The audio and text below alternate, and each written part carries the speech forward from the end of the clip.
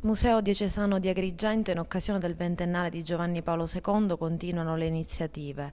Ecco, siamo nella stanza in cui Giovanni Paolo II ha dormito. Sì, quanto nel 2010 abbiamo trasferito nel Palazzo Vescovile il Museo Diocesano, da parte del Vescovo e della Commissione Diocesana Beni Culturali c'è stata la scelta di non intaccare quella che è stata la stanza che aveva ospitato Giovanni Paolo II.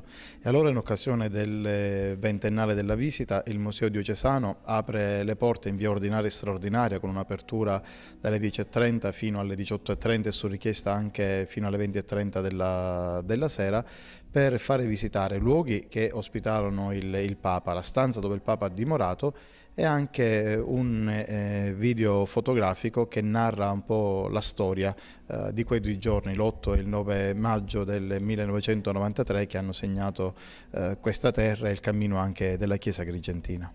In questa stanza si registra un momento particolare di raccoglimento di Giovanni Paolo II.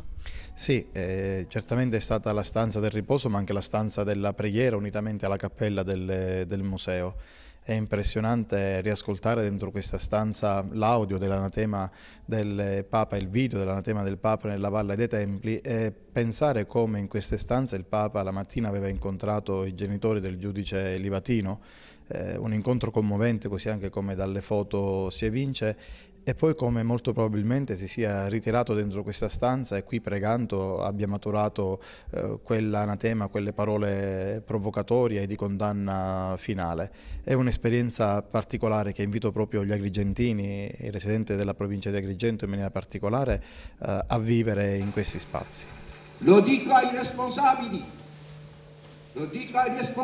convertitevi, una volta verrà il giudizio di Dio.